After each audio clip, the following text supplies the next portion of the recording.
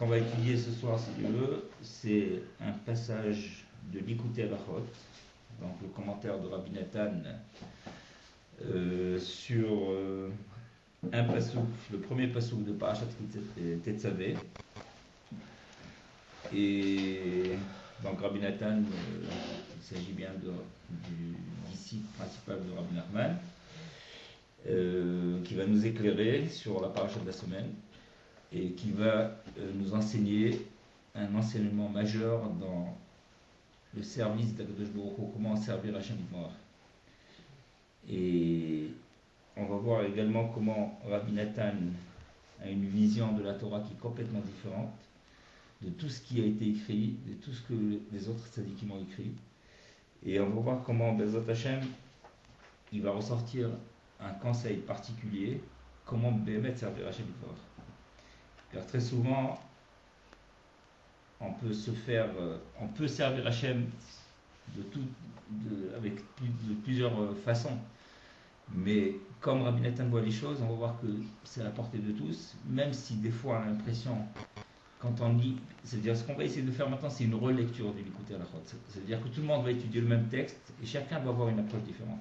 Et on va voir comment Rabbi Nathan voit la Torah, comment il étudie la Torah, comment il prend, comment il analyse un pasouk, et des choses élémentaires simples que apparemment c'est même flagrant, c'est choquant, et personne n'arrive à capter ce point-là. Et ça, c'est la force de Rabbi Nathan, qui était le Talmud de Rabbi Nachman. Éclairé par Rabbi Nachman, il a pu avoir cette approche du texte. Sinon, c'est impossible autrement.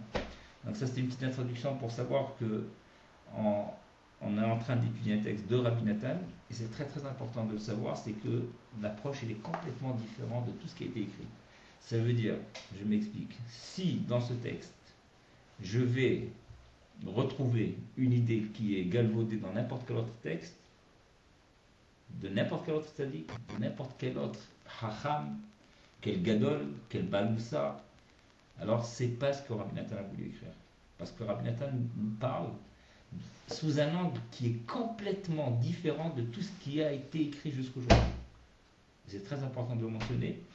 Et idem pour l'Ikouté Moharan, puisque Rabbi Nathan, étant le Talmid de Rabbi Nachman, va parler le même langage. D'accord?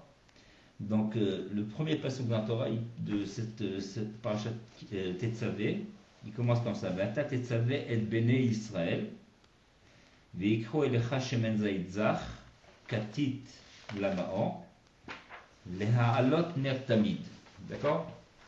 Donc, je traduis directement la traduction, c'est comme ça. Et toi, donc c'est Hashem Yitbarach qui s'adresse à Moshe Rabbeinu, et il lui dit la chose suivante. Et toi, tu ordonneras aux enfants d'Israël de te choisir une huile pure d'olive concassée pour le luminaire, afin d'alimenter une lumière perpétuelle. D'accord? Donc il s'agit là de la menorah, le candélabre qu'il y avait dans le Beth Amikdash. Et Hashem Yitbarach demande à Moshe Rabbeinu d'ordonner aux enfants d'Israël, d'accord, pour qu'ils prennent pour toi les ikrou elecha shemen zaïd zach, une huile d'olive pure, d'accord, et katit lamaor, donc on a dit qui est concassée pour le luminaire étant la menorah, d'accord, qu'il y avait au Beth Amikdash, afin d'alimenter une lumière perpétuelle, la lot ner tamid. Donc maintenant, ce que Rabbi Nathan retient dans ce texte, dans ce pasouk là, dans ce verset, c'est surtout le mot elecha, veikro elecha, d'accord, qui veut dire ils vont choisir pour toi, d'accord. C'est pas pour lui, c'est pas pour Moshe Rabbeinu. Apparemment, Hachem demande de construire donc la menorah, d'accord. Et pour cette menorah, il faut une huile pure que les Bnei Israël doivent apporter pour la menorah. Pourquoi c'est marqué Veikro Elecha? D'accord. La question c'est pourquoi c'est Elecha? Pourquoi pour toi? C'est pas pour Moshe, ok? Et on va maintenant commencer le texte de Rabbi Nathan. Donc, ce qu'il faut savoir encore une petite introduction, c'est que, en vérité, la Torah a 70 facettes. Donc, c'est-à-dire, on peut l'étudier, la voir des angles différents, sous des angles différents. Mais l'idée commune dans tous ces angles de vue, d'accord, c'est que en fait, la Torah elle est éternelle. C'est-à-dire, c'est pas une Torah qui a été dite juste au temps où l'histoire s'est passée. Par exemple, quand Hachem demande de l'huile d'olive pure, de l'huile d'olive pure concassée pour mettre dans la menorah. C'est pas uniquement à ce niveau que le texte il parle au niveau de toutes les générations, et elle s'adresse à tous les juifs, à tous les niveaux qui existent, et jusqu'aujourd'hui, et on va voir comment le texte est réellement actuel, comment chaque juif il peut prendre dans ce texte une force, et un encouragement comment servir le Baruch Hu. Donc, on va commencer le texte dans Likutei Halachot. Donc, Ve'ata tetzavet ben Israël ve'ikhu elecha shemen zayit zach ve'chule. Ve'ikhu elecha daika. Donc, Rabbi Nathan fait préciser que le texte, il est écrit ve'ikhu elecha. Donc, ils vont choisir, ils vont prendre littéralement pour toi une huile pure d'olive concassée. D'accord? C'est quoi ce elecha? Il dit Rabbi Nathan qui Moshe hukla la Torah bechinat hatzadik ha'emet sheyachol le'orer u'le'ha'ir shorshei neshamot shebatorah.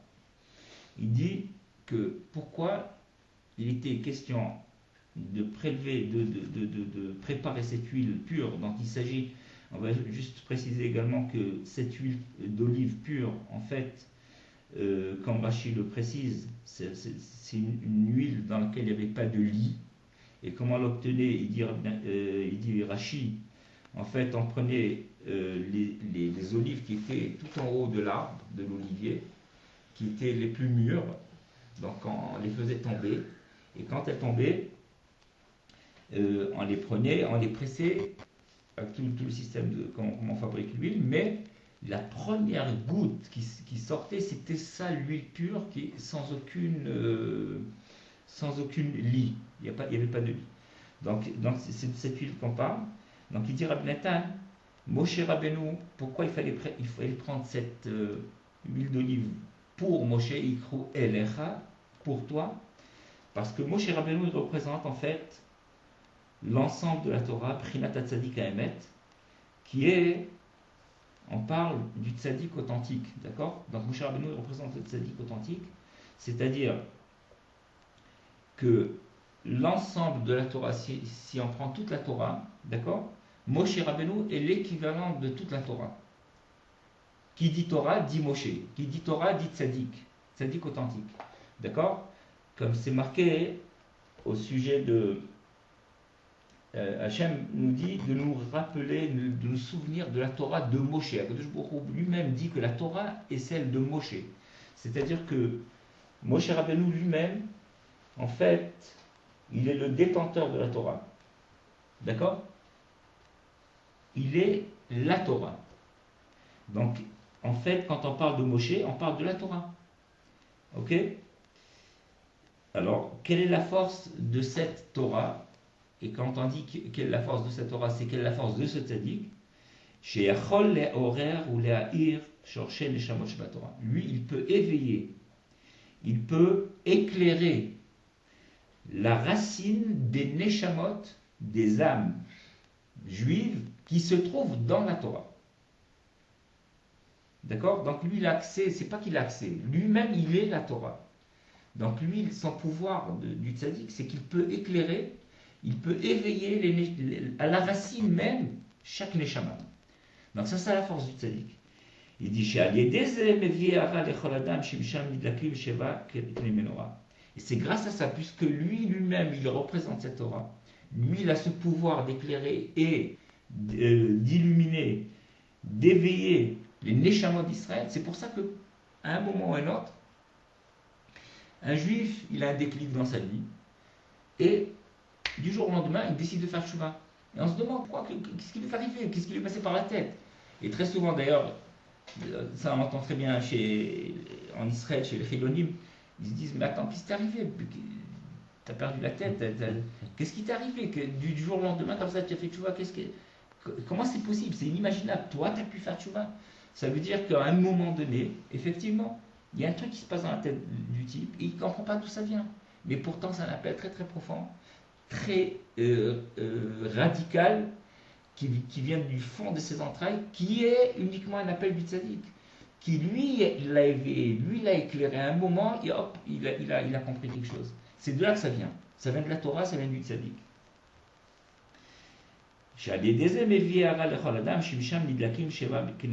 Et dès que une personne reçoit un rayon, un seul et unique rayon, ça suffit du tzaddik, de la Torah, tout de suite, les 7, comment on appelle ça, les kanim de la menorah, les 7 branches, c'est-à-dire les 7 nérotes de la menorah vont se mettre à briller. C'est-à-dire quoi les 7 nérotes? Il explique Rabbi Nathan, en fait, ça correspond à l'ensemble des Neshamot d'Israël qui sont catégoriés dans 7. Il y a 7 catégories dans le clan d'Israël. 7 comment dire, des classes, on va dire des classes, ok. Donc il y a 7 kitot, on va dire, dans le clan d'Israël. Donc ces 7 branches de la menorah correspondent à ces 7 catégories, 7 classes de juifs, d'accord? Donc tout d'un coup, tout se met à briller, d'accord? D'où ça vient? Ça vient du tzaddik qui, lui, est le détenteur de la Torah. Lui-même est représenté par la Torah. D'ailleurs, on dit que la Torah, chaque juif, il a son origine dans la Torah, c'est-à-dire qu'il y a une lettre qui lui correspond. Il y a 600 000 Neshamot Israël, des âmes juives, qui correspondent aux 600 000 lettres de la Torah.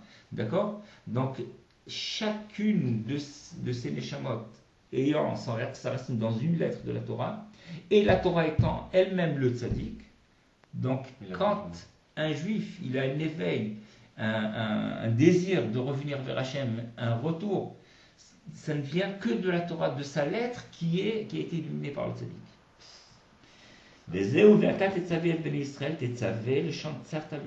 Alors maintenant, Rabbi Nathan, il va dans un drash, en l'impression que Rabbi Nathan, il va sortir complètement du texte.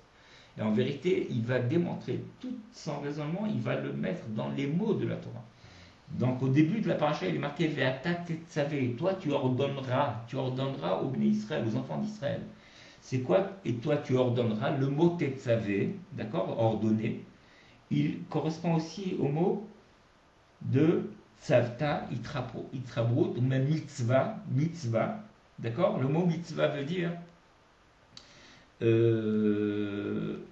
attaché, un attachement, collé, littéralement c'est collé, d'accord? Donc toi, tu ordonneras, en fait, il est écrit dans le même mot que Hachem dit à Moshe, toi tu vas en fait unifier les Bnei Israël. Ve'ata tetzavé et Bnei Israël, toi tu ordonneras, Rabbi Nathan il lit, Ve'ata, toi tu vas unifier l'âme Israël, parce que le fait de mitzvah c'est unification. Mitzvah qui veut dire un commandement dans la Torah, c'est aussi le même langage, il veut dire unification. Ça veut dire par le fait d'accomplir une mitzvah, en fait tu t'unifies qui vérole avec Akadosh Baruch Hu, pour ainsi dire. D'accord? Donc on voit que le mot tetzavé qui est écrit dans la Torah dans cette paracha de tetzavé, il veut dire aussi s'unifier. D'accord? Donc en fait, il est écrit dans le texte, d'après maintenant la nouvelle interprétation de Rabbi Nathan, qui est dans le mot tetzavé, il est écrit, toi tu vas en fait unifier les enfants d'Israël, c'est-à-dire quoi les enfants d'Israël, la racine de leur neshamot qui se trouve dans la Torah, afin qu'ils reçoivent un éclaircissement, une lumière, que chacune d'elles reçoive cette lumière-là. Donc c'est ça ce qu'Hachem ordonne à Moshe en fait. Il lui demande d'unifier les neshamot à leur racine, la neshamot de chaque juif à sa racine, qu'ils s'unifient toutes, d'accord? Que chacune d'elles reçoive de cette lumière-là, à l'Israël Moutal, mais maintenant ça c'est la première partie du verset. Donc lui, il a cet ordre, l'ordre qui s'adresse à Moshe Rabbeinu, de la part d'Hachem, c'est que lui doit unifier les racines des neshamot d'Israël, d'accord? Comme on a expliqué tout à l'heure qu'ils ont leurs racines dans la Torah, et ils vont recevoir chacune d'elles va recevoir la lumière qu'elle a besoin pour s'éveiller et revenir vers Hachem Yitbarach. D'accord? Donc ça c'est la première partie. Mais la deuxième partie du pasuk, elle parle d'autre chose. Veikru elecha shemen zaitzar katit lamaor. Ça veut dire que maintenant, ça c'est la participation de chaque juif. Ça veut dire que le tzaddik, lui, fait son travail, qu'Hachem lui ordonne de faire, d'unifier toutes les neshamot à leur racine, d'accord? À travers la Torah, à travers le texte de la Torah, à travers les lettres de la Torah, d'accord? Et la participation de chaque juif, c'est quoi? Il dit, chacun doit, qu'est-ce qu'il doit faire? Eux, ils ont besoin de s'éveiller d'en bas. D'accord? Donc c'est le principe qui est ramené souvent dans tous les Sfarim, qu'en fait, pour pouvoir bénéficier, Hachem, par exemple, il est écrit Shuvu Elai ve'ashuva alechem. D'accord? Par exemple, Hachem nous demande de revenez vers moi, et moi je reviendrai vers vous. Donc on a besoin, nous aussi, de faire quelque chose de notre côté. Donc la participation du tzaddik, ça on l'a déjà expliqué. Maintenant, le travail des Bnei Israël, c'est quoi? Ils doivent aussi s'éveiller, ils doivent faire quelque chose. Donc c'est ça le travail qu'il demande aux enfants d'Israël, que chacun doit porter de l'huile d'olive pure. D'accord? C'est quoi l'huile d'olive pure qu'on doit amener au tzaddik? Il doit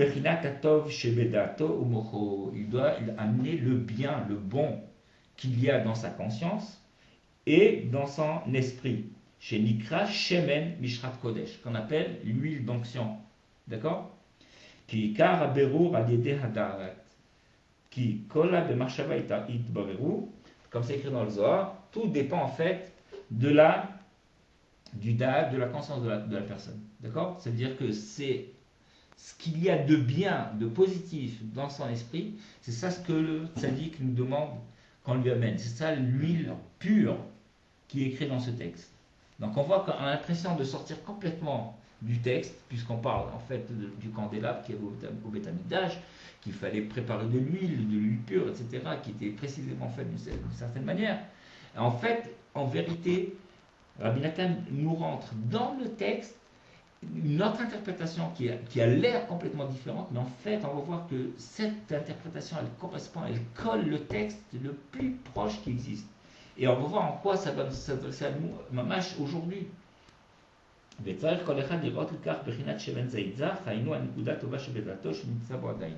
Donc chacun se doit, en fait, d'amener cette huile d'olive pure, c'est-à-dire le point positif qu'il y a dans sa conscience, qui existe encore en lui.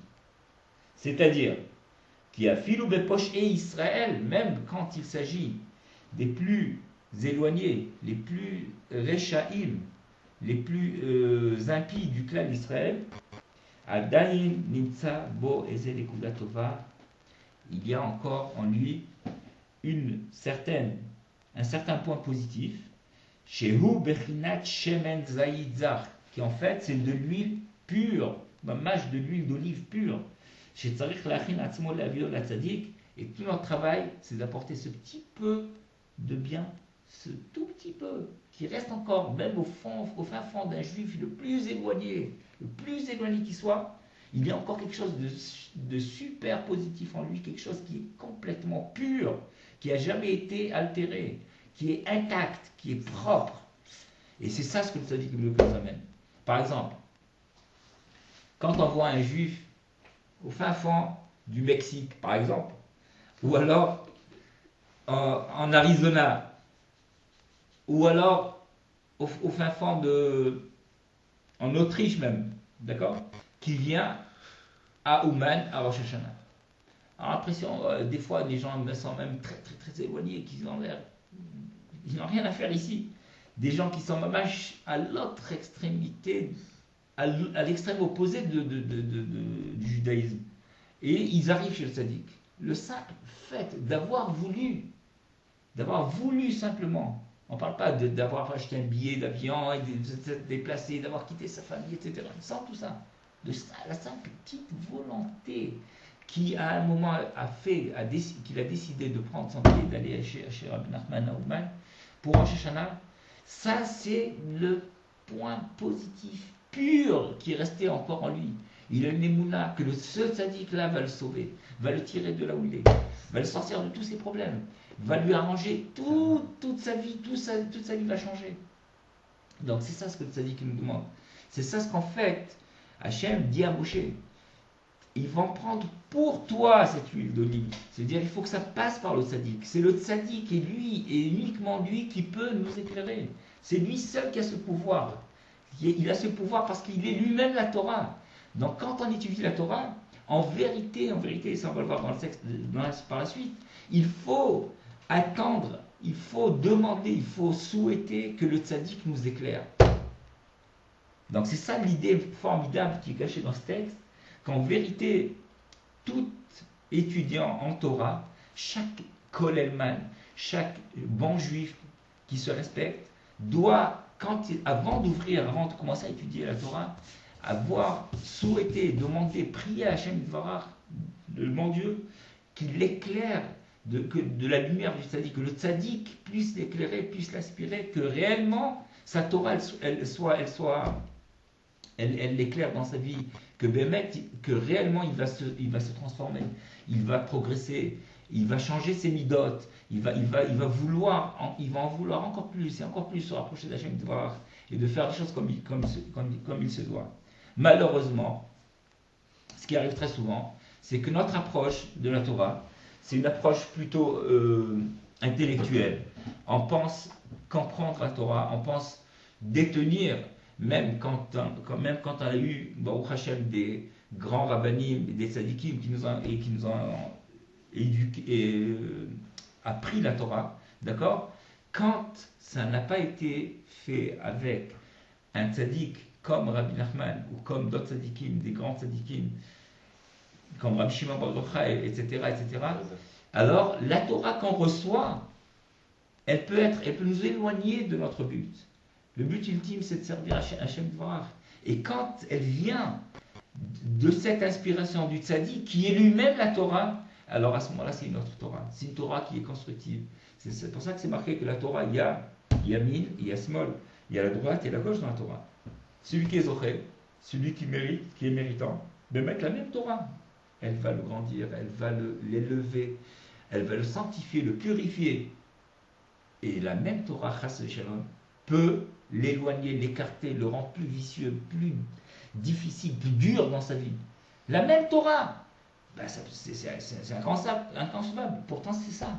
C'est ça la Torah. La Torah, si elle est inspirée par le Tzaddik Emet, alors cette Torah, elle est magnifique.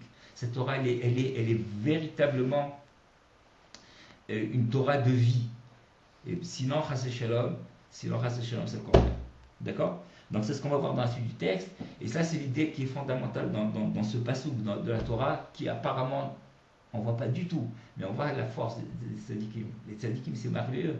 Quand tu es inspiré par le tzadik, alors tu vois tout de suite l'idée, le conseil, qui va réellement te faire propulser en avant, qui va te faire avancer, qui va te donner envie, qui va te donner... Et sinon, c'est le contraire. Donc on continue. Donc il dit Rabbi Nathan, donc il dit que ce que nous demande en fait Hachem Dvarach, notre participation dans l'histoire, c'est quoi?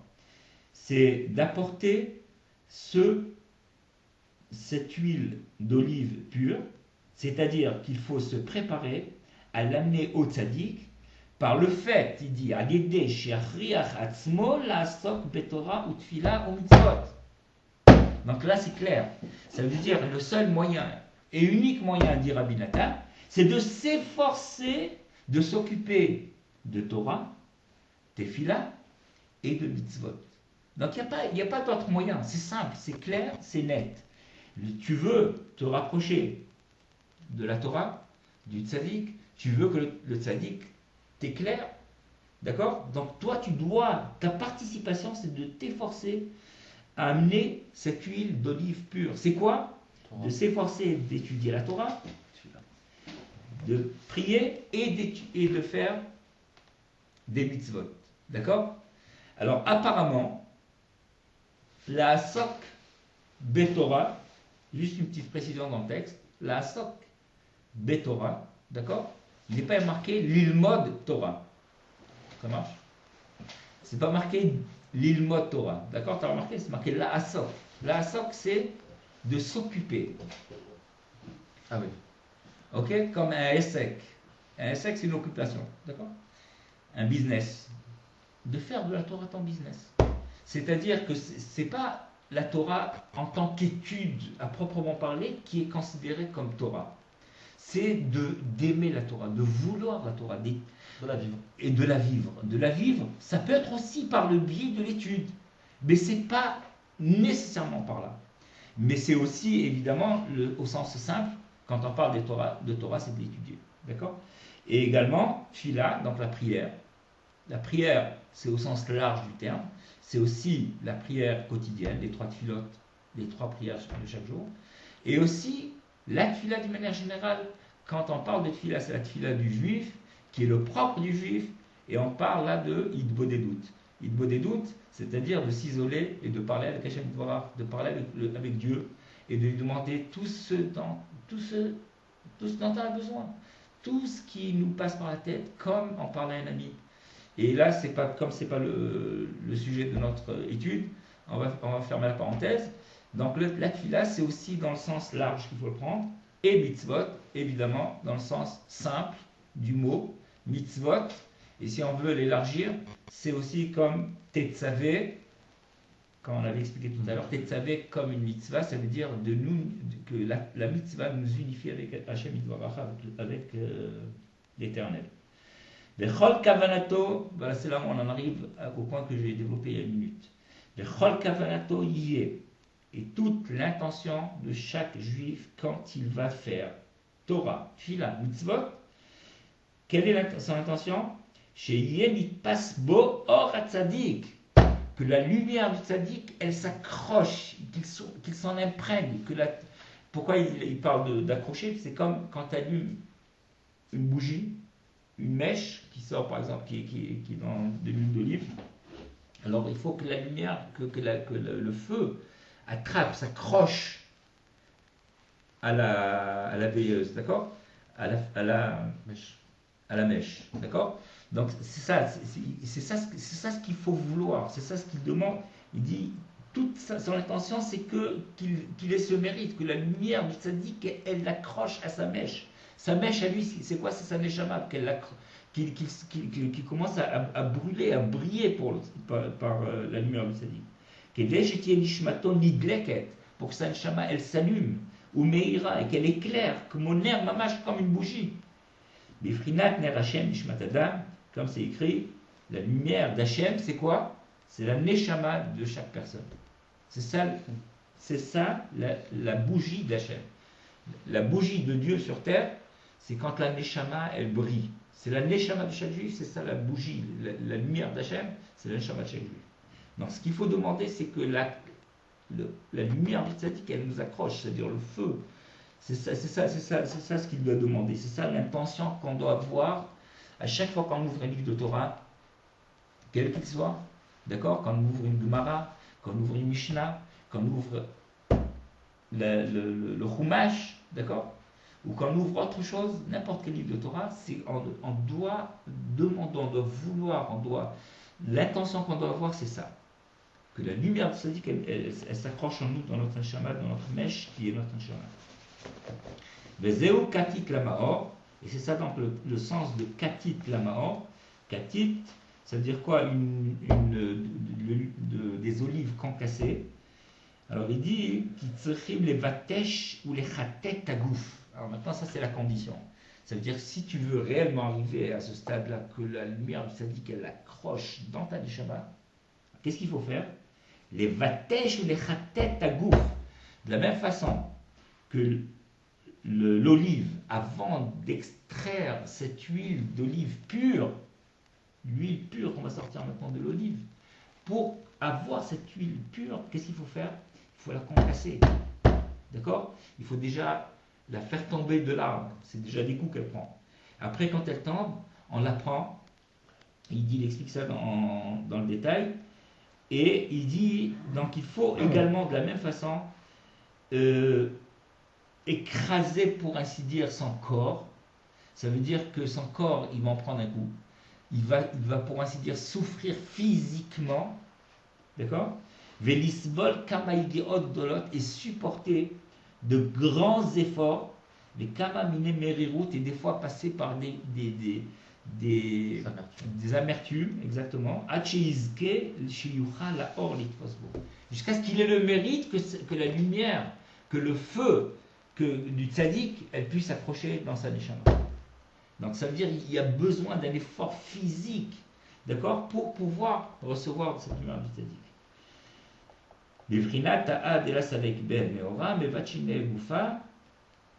Alors il dit, c'est ce qui est marqué, quand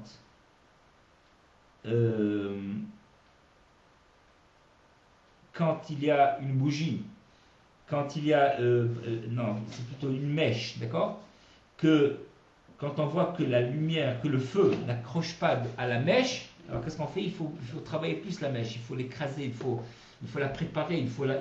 Alors ça c'est... Alors, de la même façon, il dit Goufa de la salek ben et ora de nishmeta, mais va-t-il aussi, de la même façon, quand un corps où on ne voit pas la lumière jaillir de la lumière de San Shama jaillir de ce corps, alors qu'est-ce qu'il faut faire? Mais va-t-il qui verra ce corps-là en le comment on dit, pas mortifier, on dit le briser, on le brise, autrefois on faisait des mortifications, donc voilà, c'est des mortifications que le corps a besoin de subir avant que la neshama puisse être imprégné de la lumière du tzaddik pour qu'il puisse commencer à briller. Et là, c'est le moment d'expliquer un détail important dont Rabbi Nachman a parlé très souvent. C'est qu'en fait, il est vrai que le corps humain, donc la partie physique de nous, d'accord, elle est, étant physique, elle est attirée par tout ce qui est Olam Hazeh, ce monde-ci, d'accord, c'est-à-dire elle est attirée par la matérialité, par la bestialité, la consommation. Et ça c'est le propre même du gouffre, d'accord, du corps, d'accord, qui est physique. De l'autre côté, la neshama, elle aspire vers le haut, elle est entièrement spirituelle, donc elle n'est pas du tout attirée par ce monde-ci, d'accord? Donc, de ce fait, la neshama, en réalité, elle vit à un autre niveau, et le gouffre et le corps, lui, de son côté, il tire vers le bas, et il recherche plutôt les plaisirs matériels de ce monde-ci. Donc, dans l'histoire de l'humanité, effectivement, on va voir que très souvent, on voit dans l'histoire de l'humanité qu'en réalité, dans les premières générations, il était question de se mortifier. D'ailleurs, on a vu beaucoup de tzadikim se mortifier et qui sont passés par des moments très très durs où ils ont fait effectivement un travail sur leur corps pour que le corps soit soumis à la neshama. On n'est plus à ça aujourd'hui. Comment? On n'est plus à ça aujourd'hui. Exactement, c'est ce que je voulais préciser au nom de Rabbi Nachman. C'est que Rabbi Nachman a dit que autrefois c'était le moyen de servir Hashem Torah. Il fallait jeûner, il fallait se mortifier, il fallait se rouler sur des cactus et toutes sortes de mortifications dans ce style. Et c'était le moyen de briser son corps afin que l'Anshama puisse briller et à travers le corps qui lui est matériel et qui cache la lumière de l'Anshama. Mais dit Rabbi Nachman, aujourd'hui, il y a un autre moyen et qui est facile et qui est à la portée de chacun. Et au contraire, lui, c'est un plaisir pour la Neshama, pour le gouffre aussi, c'est de parler avec Hashem Yitbarach. C'est la méthode que Rabbi Nachman a préconisée qui s'appelle Hitbodedut, donc le fait de s'isoler, de parler avec Dieu, chaque jour un moment dans la journée. Et avec Idbo des doutes, on a remplacé, dit Rabbi Nachman, toutes les mortifications qu'on faisait autrefois, afin que la Neshama puisse s'exprimer et que le corps ne la dérange pas. Donc aujourd'hui, Baruch Hashem, Rabbi Nachman nous a libérés, pour ainsi dire, nous a soulagés, d'accord, de ce travail qui était très très dur, qui est aujourd'hui de toutes les manières, on n'a pas les moyens c'est-à-dire physiquement on n'est pas équipé, on n'a pas suffisamment aussi de l'émouna, d'aller briser son corps par des jeûnes, etc. Et bon, Hachem, grâce à Rabbi Nachman aujourd'hui, on peut arriver au même niveau spirituel et même plus haut par un moyen très facile qui s'appelle parler avec Dieu. Parler tout simplement avec Dieu. Et ça, Hachem, c'est à l'occasion, la prochaine fois, on en parlera en particulier des doutes. Mais le principe est simple, c'est qu'il suffit de s'isoler tous les jours et de parler un moment avec Dieu et de lui raconter tout ce qui nous arrive et demander aussi tous nos besoins, exprimer chacun de nos besoins dans notre langage simple, dans notre langue maternelle et simplement comme on parle avec un ami. Alors, on va continuer. Donc, quand Rabbi Nathan nous parle ici de briser son corps afin que la Neshama elle puisse s'exprimer, la lumière d'un Neshama puisse briller à travers le corps, aujourd'hui, on peut arriver au même résultat par Idbo des doutes. Et c'est aussi Lechem Bevoar Bamidrash Parashazot Bishvil Man Nimshelu Israël Zaït et là Ma Zaït Azeh Hachiou Beilano Megargarin Oto. Donc c'est ce que je disais au début, que le Midrash il ramène sur cette paracha pourquoi les Israël ont été comparés à l'olivier, à l'olive.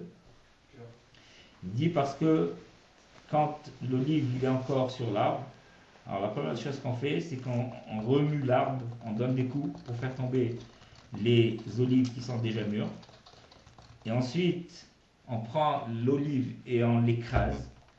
Et ensuite, on l'emmène dans, je ne sais pas comment ça se dit en français, un endroit où on fabrique les olives. Il y a un nom particulier. Et on les met dans des pressoirs. Et après on les écrase, et après on les entoure avec des cordes, c'est-à-dire une sorte de pression. Mais vi'im avanim, on prend des grosses pierres autour pour les écraser.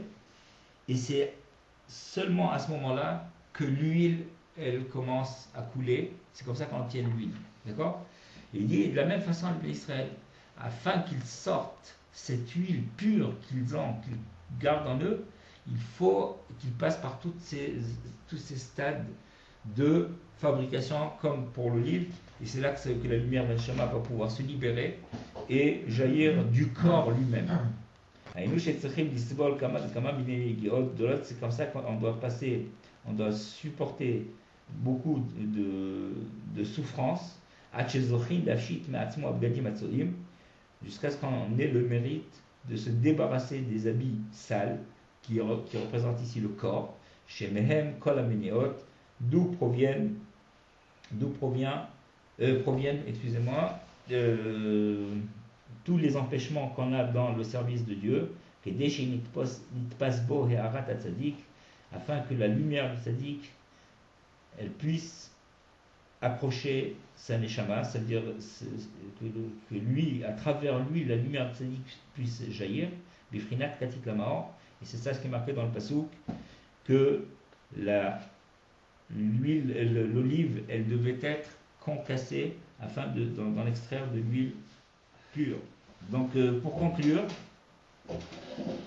ce qui ressort d'une manière pratique, c'est qu'il est très très important, et contrairement à des idées préconçues, d'étudier la Torah. Contrairement à ce que certains pensent, que les chassidim n'étudient pas la Torah, que on veut pas, non, Breslev, ce sont des gens qui dansent dans les rues et des idées comme ça qu'on entend très souvent. c'est plutôt des gens qui prient, mais ils n'étudient pas la Torah. On voit comment Rabbi Nathan, ici dans ce texte, nous pousse à étudier la Torah. Et il n'y a que par l'intermédiaire de l'étude de la Torah qu'on peut réellement se rapprocher de la Shem Yitbarach. Comme il dit ici dans ce texte, la lumière du tzaddik ne peut jaillir à travers nous que à travers l'étude de la Torah. Ça veut dire on n'a pas d'autre moyen. L'étude de la Torah, la tefila et aussi les mitzvot. Mais pas chas shalom que la tefila comme certains pensent. Et ça c'est très important de le souligner parce que très souvent il y a de la marloquette, ça veut dire des gens qui parlent et qui controversent Breslev. Non, vous n'étudiez pas la Torah. C'est complètement faux. Et chaque Breslev qui n'étudie pas la Torah, il est dans l'erreur. Parce que la première Torah aussi du Likutei Moharan, Rabbi Nachman dit, sache que grâce à l'étude de la Torah, toutes les téphilotes sont acceptées. Toutes les prières qu'on va demander à Hashem Yitbarach seront exaucées uniquement parce qu'on aura étudié la Torah. Quelqu'un qui n'étudie pas la Torah et qui fait que prier, c'est pas sûr que ces tefilot sont exaucées. Donc on voit que Béhémet, contrairement à d'autres, à Breslev, on ne fait pas que prier. Prier est central et très important dans la Chassidut de Breslev, mais ce n'est pas que prier. Il y a aussi l'étude de la Torah, et même Rabbi Nachman l'a mis en avant. Avant même la tefila. Pour que ta tefila soit réussie, qu'elle soit exaucée, qu'elle aboutisse, tu as besoin d'étudier la Torah. Mais pas n'importe quelle Torah. La Torah, comment l'étudier? C'est ça ce qu'on apprend dans ce texte. Et avec ça, on va conclure Bezrat Hashem.